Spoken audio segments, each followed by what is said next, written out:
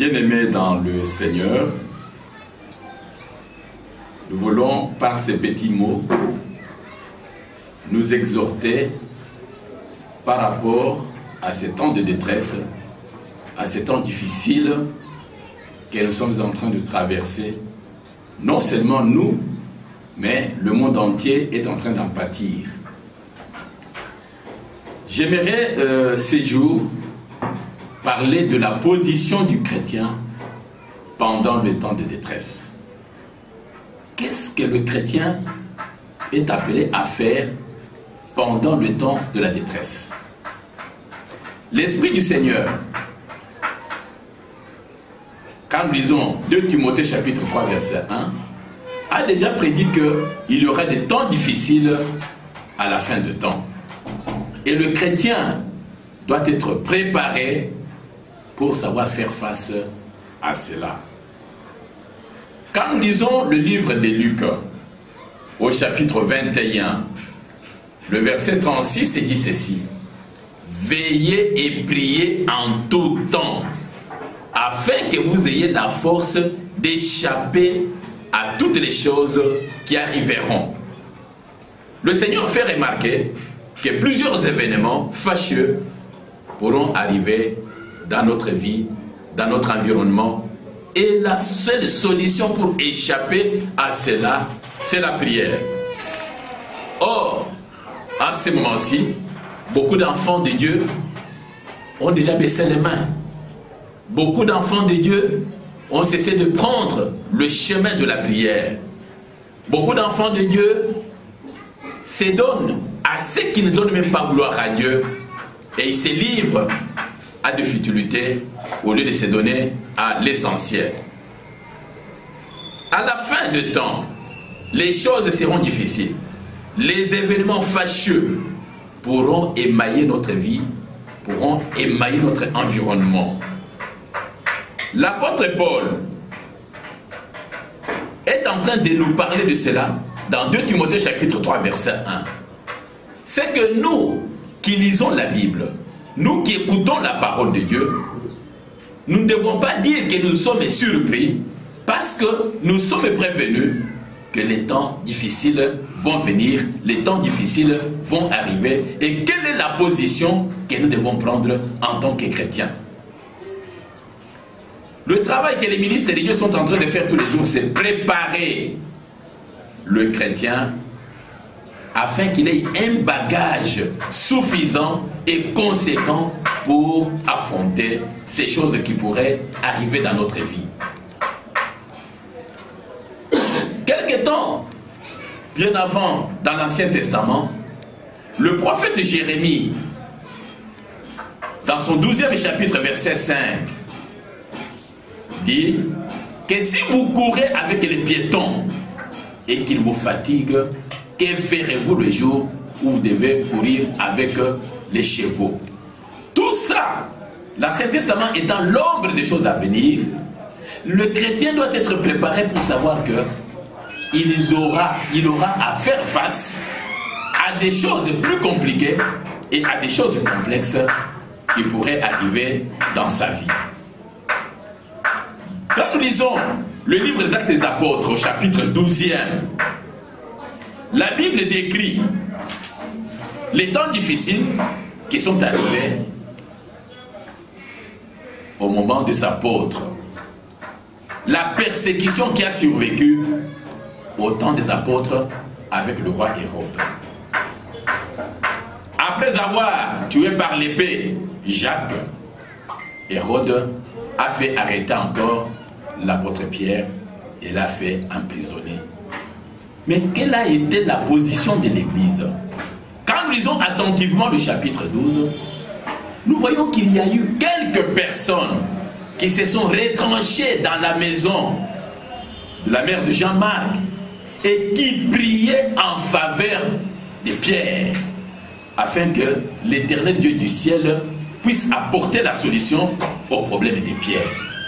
On ne dit pas que tout le monde était réuni. Par exemple, avec le problème que nous connaissons de Covid-19, nous ne pouvons pas nous réunir encore tel que nous nous réunissions dans nos assemblées de prière Mais là où nous sommes, dans les maisons, nous devons adopter la même attitude qu'avaient adopté les chrétiens de ces temps-là. Ils ont adressé de prières à Dieu.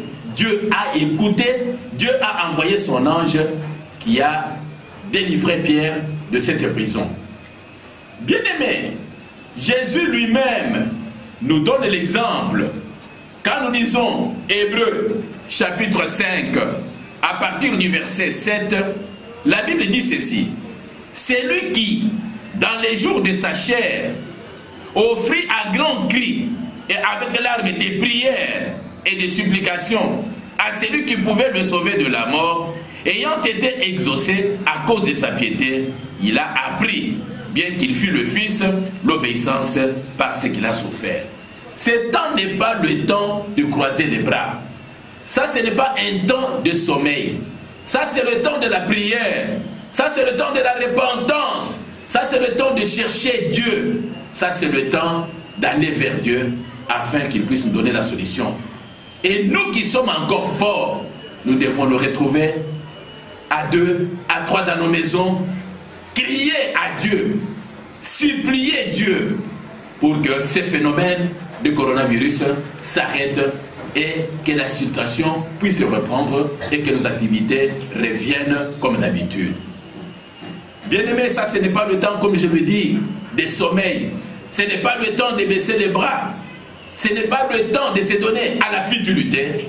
Ça c'est le temps de chercher Dieu. Ça c'est le temps de la prière. Ça c'est le temps de s'adresser à celui-là qui peut nous donner la solution à ces problèmes.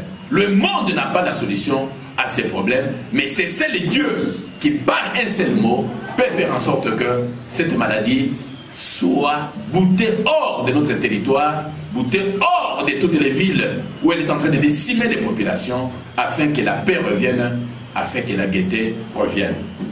Bien-aimés par ces paroles, sentez-vous responsabilisés, afin que chacun là où il est, qu'on ne dise pas non, nous n'allons pas à l'église, mais là où nous sommes, partout où nous pouvons nous retrouver, nous pouvons lever les mains pures de prière pour parler à Dieu, pour nous repentir sincèrement devant Dieu, pour chercher réellement ces dieux, afin que, par une seule parole, il puisse nous donner la solution aux problèmes qui nous comblent maintenant.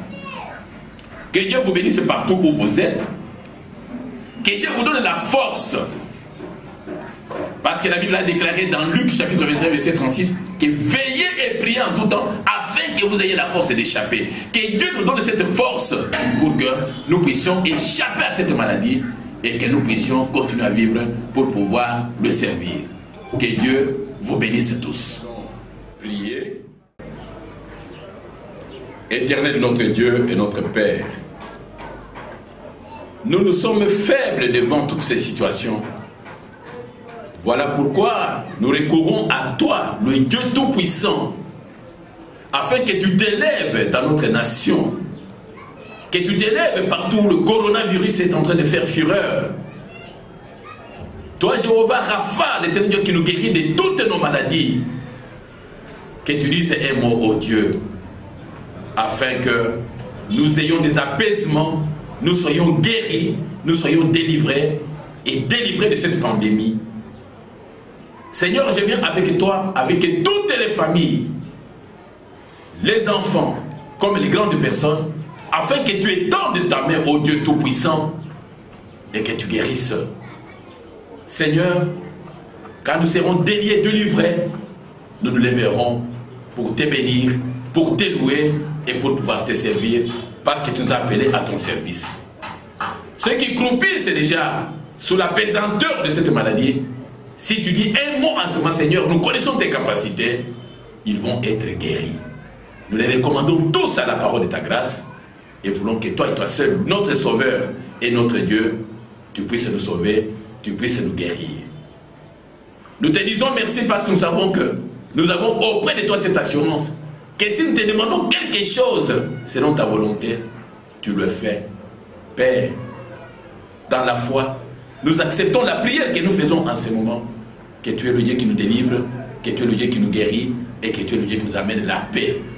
Seigneur, tu es mort pour que nous ayons la vie et que nous l'ayons en abondance. Nous pensons que par cette prière, tu vas donner la vie à ceux-là même qui en ce moment étaient en train même de la perdre. Ceux-là qui couraient le risque de perdre la vie, nous pensons qu'en ce moment, oh Dieu, avec toi, nous allons récupérer cette vie, nous allons vivre pour toi et par toi. Que ton nom soit béni et que ton nom soit glorifié à jamais. Au nom de Jésus, nous avons ainsi prié. Amen.